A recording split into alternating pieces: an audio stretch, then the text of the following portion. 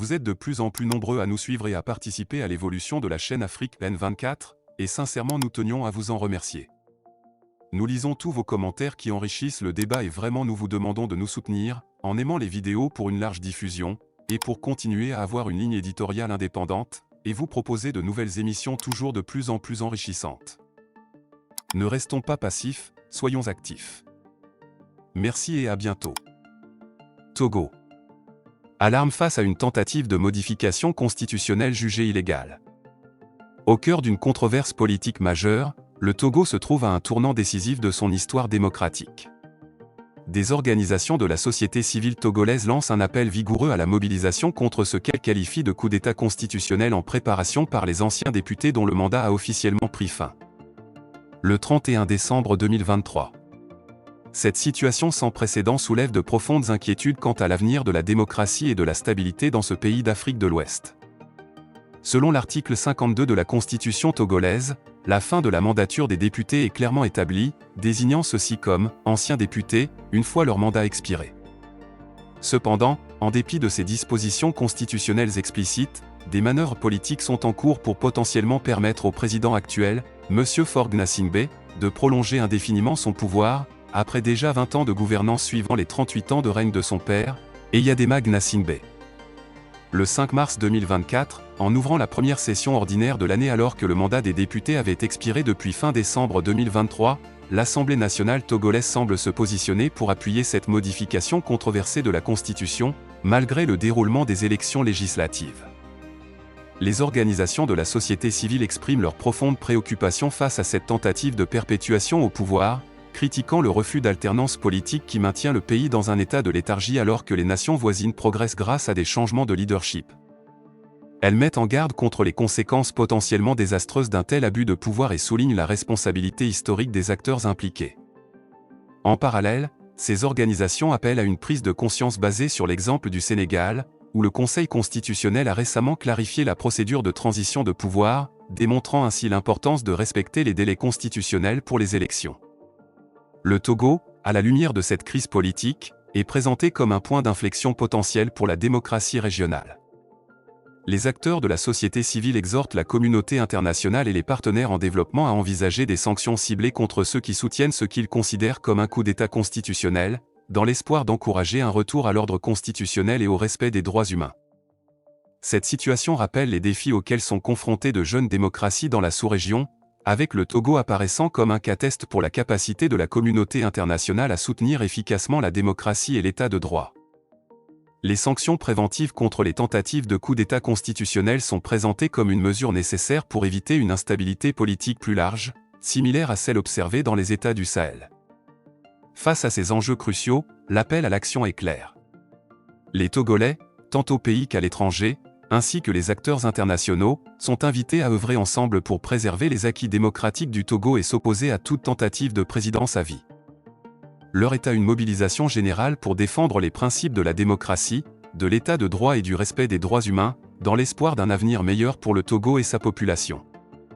Voici le contenu de la déclaration. Déclaration de presse. Les organisations de la société civile togolaise mettent en garde les anciens députés dont le mandat a expiré depuis le 31 décembre 2023 contre le coup d'État constitutionnel en préparation et en appel à une mobilisation générale.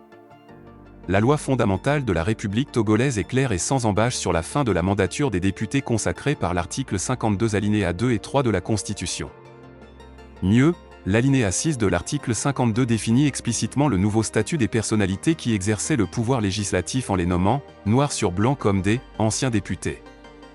Nonobstant toutes ces dispositions constitutionnelles qui ne souffrent d'aucune ambiguïté, le parti au pouvoir nourrit l'intention d'assurer un pouvoir à vie à M. Faure Gnassingbé, président de la République, alors qu'il exerce actuellement depuis bientôt 20 ans, après 38 années de règne de son feu père Eyadema Gnassingbé.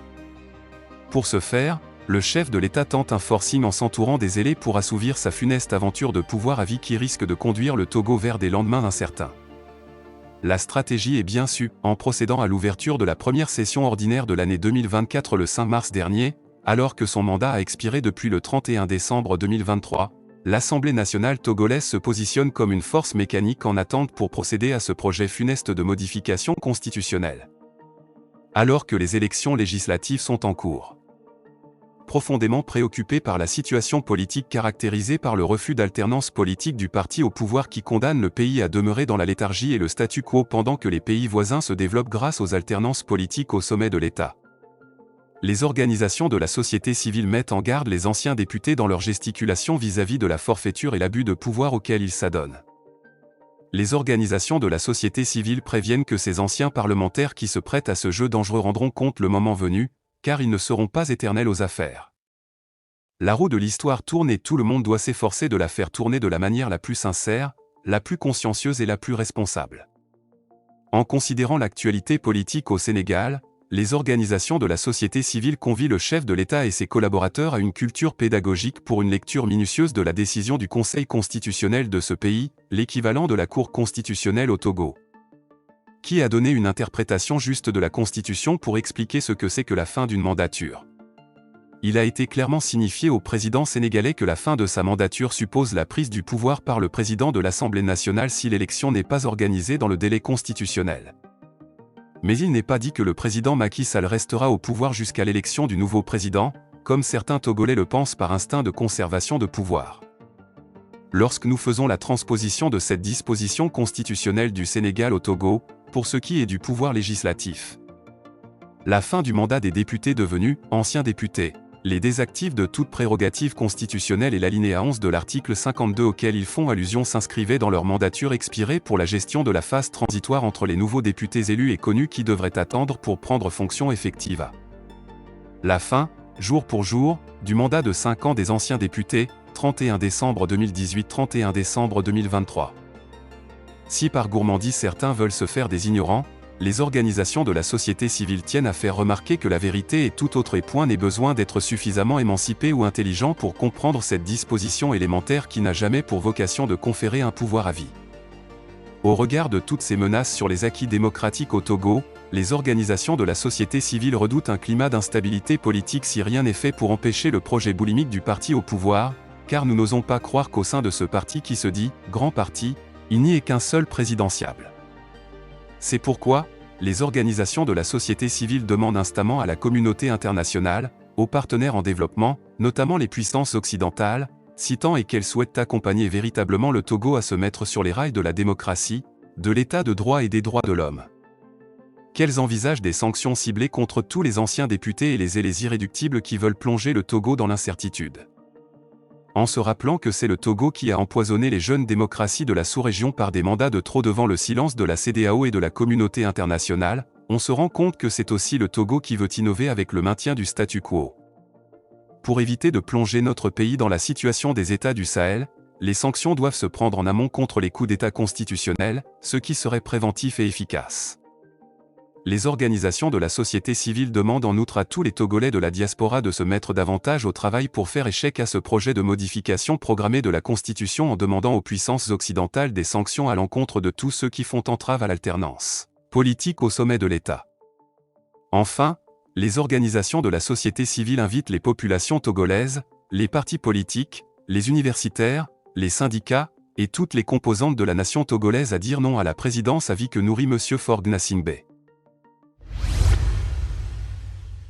Likez la vidéo si ce n'est pas déjà fait. Laissez aussi votre point de vue en commentaire. Abonnez-vous et cliquez aussi sur la petite cloche de notification pour ne rien rater de nos prochaines vidéos. N'oubliez pas de partager aussi la vidéo et de la liker.